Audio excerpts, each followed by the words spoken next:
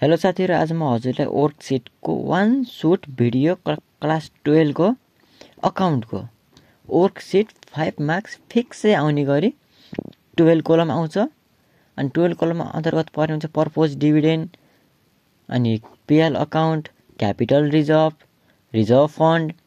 यदि यस्तो आएमा हामी 12 कोलम गराउने। अनि भन्नुला हजुरले 12 कोलम कसरी चिन्ने, 10 कोलम कसरी चिन्ने भनेर भन्नुहुन्छ।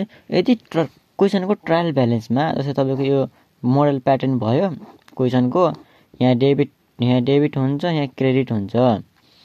क्रेडिटमा तपाईको पीएल अकाउन्ट भनेर आएपछि तिम्रो 12 कोलम बनाउनै पर्छ।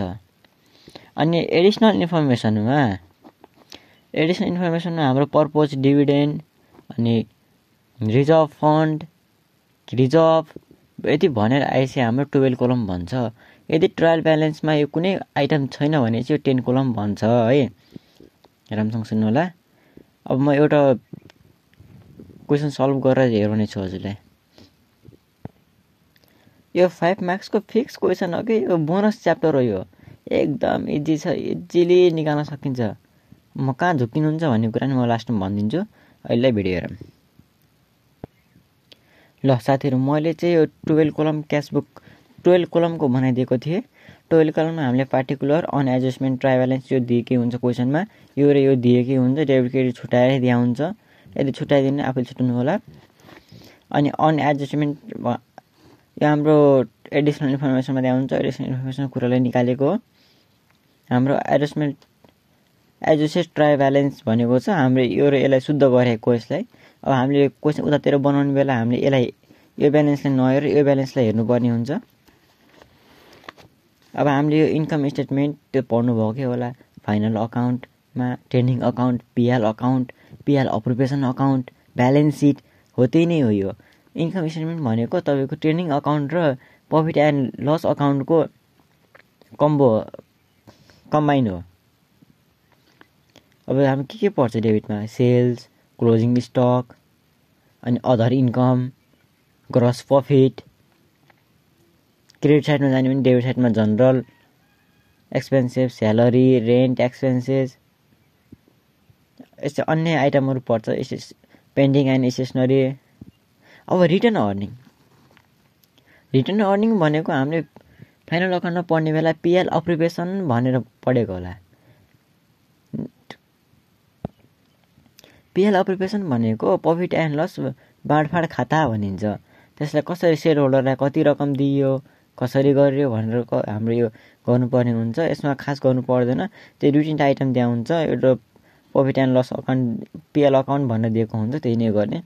र आयो ब्यालेन्स सिट त पढ्नु भएकै होला। यो फाइनल म एउटा कुरा लेखेर दिन्छु, जो फाइनल अकाउन्टमा अलि राम्रो बेस छ त्यसले इजिली गर्न सक्छ। अब क्वेशन हेरौँ है त कसरी छ।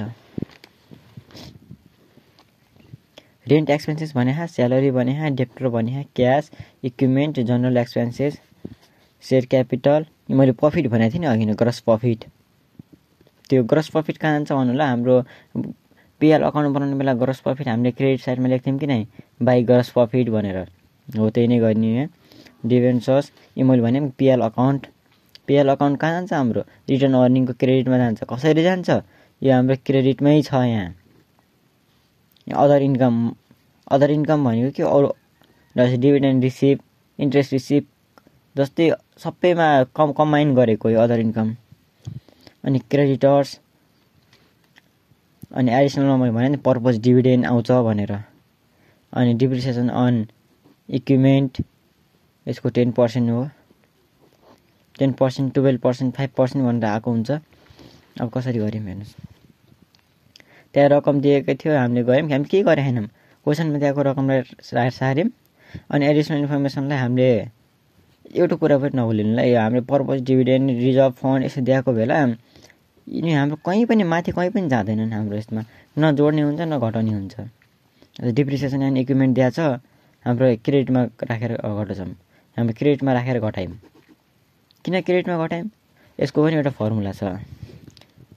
डिआर प्लस डिआर हाम्रो जोडिन्छ। डिआर इजिकल टु डिआर जोड हो। सिआर इजिकल टु सिआर यो पनि जोड हो। तर DR is equal to CR चाहिँ हाम्रो माइनस हो क्या। माइनस गराउँछ भने चाहिँ हाम्रो डेबिटमा छ भने क्रेडिटमा राख्ने, क्रेडिटमा छ भने डेबिटमा राख्ने, त्यही नै गर्ने।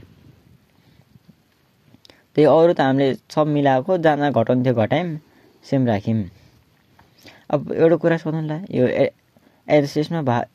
एडजस्टेडमा भएको कसरी राख्ने भनेर। हाम्रो यसको डेबिटमा जे छ यसको पनि डेबिटमा त्यही राखिदिनु, यसको क्रेडिटमा जे छ क्रेडिटमा पनि त्यही राखिदिनु। यसको डेबिटमा जे छ यो यसको डेबिटमै पनि सेम हुन्छ, यसको क्रेडिटमा के छ यसको क्रेडिटमा पनि सेम हुन्छ। र हामीले अब इन्कम स्टेटमेन्ट, रिटर्न अर्निङ र ब्यालेन्स सिट छुट्यायौँ। हाम्रो रेन्ट एक्सपेन्सेस हाम्रो डेबिटमा जाने भयो, स्यालेरी डेबिटमा जान्छ हैन, म यता हेर्दै यता भन्दै गर्छु। अनि हाम्रो इन्कमको डेबिटमा जाने भयो, यो पनि इन्कमको डेबिटमा जाने भयो, यो चाहिँ हाम्रो ब्यालेन्स सिटको डेबिटमा जाने भयो, क्यास ब्यालेन्स सिटको डेबिटमा, इक्विपमेन्ट ब्यालेन्स सिटको डेबिटमा, जनरल एक्सपेन्सेस हाम्रो इन्कमको डेबिटमा, सेयर क्यापिटल हाम्रो लाइबिलिटिजमा, ग्रस प्रफिट हाम्रो इन्कमको क्रेडिटमा, डिभेन्चर्स हाम्रो लाइबिलिटिजमा जाने भयो, पिएल अकाउन्ट रिटर्न अर्निङमा, अदर इन्कम हाम्रो इन्कमको सेयर साइडमा, क्रेडिटर्स हाम्रो लाइबिलिटिजमा। अनि एडिसनल कमान्ड लेख्नु पर्ने हुन्छ है। यो पर्पज डिभिडेन्ड जाने भयो हाम्रो रिटर्न अर्निङमा, इक्विपमेन्ट जाने भयो हाम्रो इन्कम एन्ड स्टेटमेन्टको डेबिटमा। मैले गरिदिएको पनि छु, हेर्न सक्नुहुन्छ, यसरी छुट्याउनु होला। अनि यहाँ रकम राख्ने तरिका म पनि सिकाउने छु। यिनी सबै जोड्ने, यो सबै जोड्ने धेरै हुन्छ। कहिले नेट लस आउँछ, नेट प्रफिट पनि आउँछ, नेट लस पनि आउँछ, केही पनि हुँदैन त्यसले। यो र यो जोडेपछि हाम्रो यति आयो, यो जोडे पुगेन, नेट प्रफिट भनेर 1,64,000 थप्यौँ।